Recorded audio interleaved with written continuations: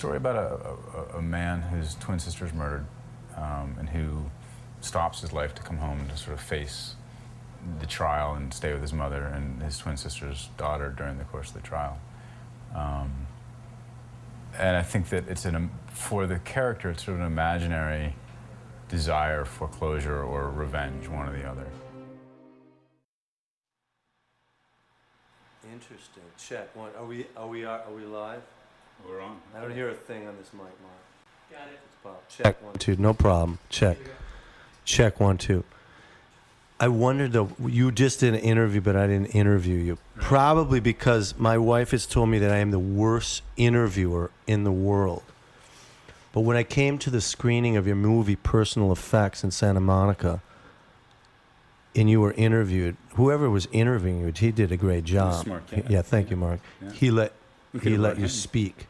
You could have brought Grant. I should have kicked back. But it's very possible, very probable that he doesn't love you as much as I do. And I don't love him as much as I love you. So yeah, there's a bond. Now, just to explain, one day you came up to me and you said, I don't want to give you the bum's rush, but I'm a big fan. And this was on our block. So our neighborhood has a lot of action and different people that do a lot of interesting things. And you didn't give me the bum's rush. I just thought, wow, this is an interesting guy. And you'd done a show called The Guardian, which used to come on before. That's how I knew it. Right. My context, it came on before Judging Amy, which is a show I used to do some music for. And you and I got to be really good friends. And when you're my age, I'm 49, and what did you just turn 40 or something? As you get past 35, you don't make that many really good friends anymore. And I count you among those. We go on a lot of long walks and have a lot of man talks, so it's pretty important.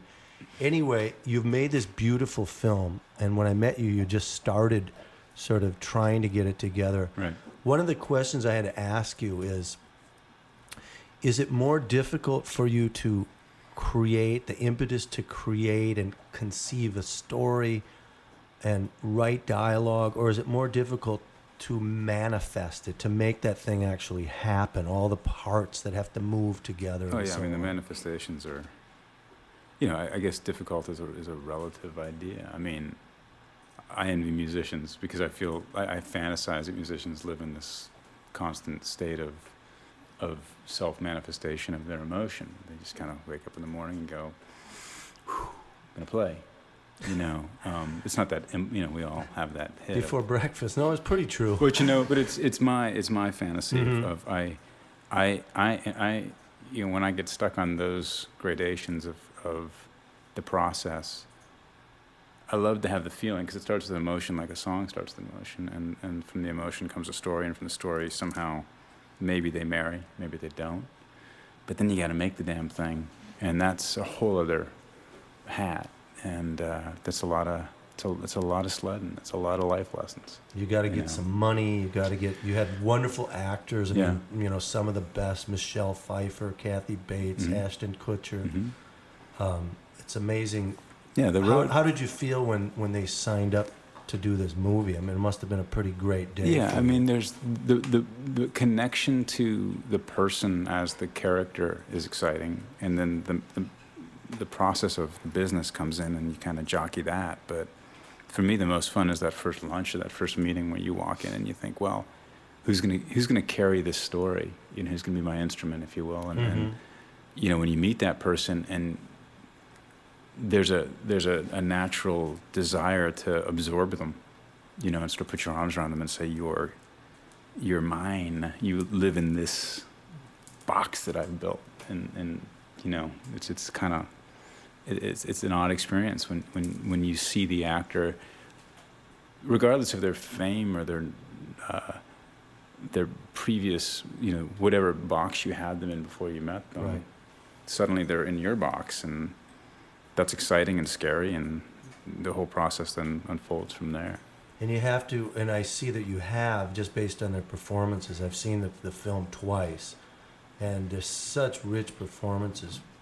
In particular, something that people haven't seen from Ashton Kutcher, just this very deep, emotional performance. And in which he must have had to place so much trust in you and such a responsibility that you have. Did you ever feel that way towards them? Yeah, I mean, you feel protective of actors like you feel protective of your children. I know that sounds, it doesn't, I don't mean that in a patronizing way, but you want to make sure they're safe enough to fail, you know, and in the failing, you want to be able to pick them up and go, let's try it again, you know. So with Ashton and with all of them, particularly with Ashton, because I think that he was really brave, and he walked in and just said, I'm going to try this thing that no one expects of me. Mm-hmm. And got to give him responsibility for doing it, just like you'd give your beautiful kid responsibility for making a choice to do something, and say, well, you're brave, you can do it, and then the rest is feedback and good questions, hopefully good questions. Yeah, I mean, I just knowing you, I could see how you would engender in someone a very big performance, or a richer performance than they would have just without you. I mean, just in knowing you, you have that way of bringing something out. Mark, we have that clip. Yep. We have a piece of the film. I don't know if it's the exact piece that you wanted to play, but it's what we got. I think it's an emotional piece. It's a clip.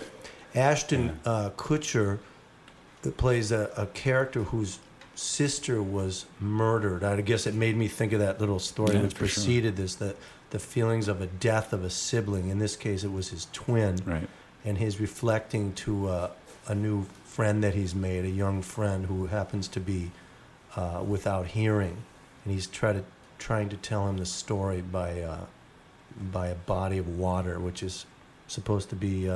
where is it supposed to be? What Anywhere. Body of water in particular? Any body of water you want it to be. Any body of water. That's Lake Calhoun for me in Minnesota. You just pick it. We all grew up that one. Check it. Little niece is asking where her mommy is. Annie's fiance, he's in shock. He's in no position to take her. My mom just starts talking, just nonstop. Just to anybody that'll listen. It's like nobody's thinking about anything except for themselves. Not about Annie. Not about the guy that killed her. Am I so screwed up to be constantly thinking about this guy?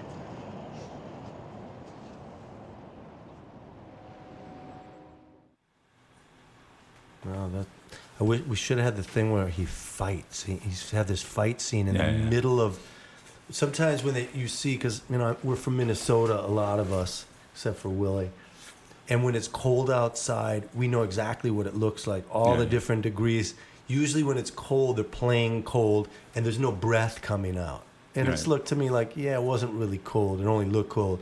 This was cold, and they were fighting in the street in the rain, and the breath was coming out. And you were out there, too, getting all wet. Oh, yeah, everyone was. That was us and God, basically. We had no money for rain, and we didn't even know we wanted rain, and we'd set this whole elaborate fight sequence, and got there, and it was just dumping. It was 25, 30 degrees, dumping, sort of in between rain and snow.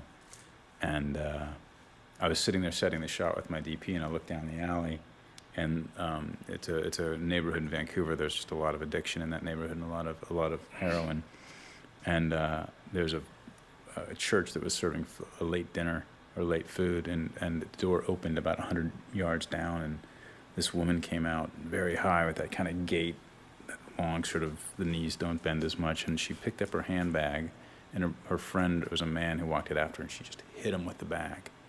And I just said, we're not going to cover this, we're just going to stay right here, because the silhouettes were so beautiful. And Ashton and the guy that played the other guy was a fighter in real life, and they just did it, and they were bloody and bruised, and there's no way they could get out without... They went for it.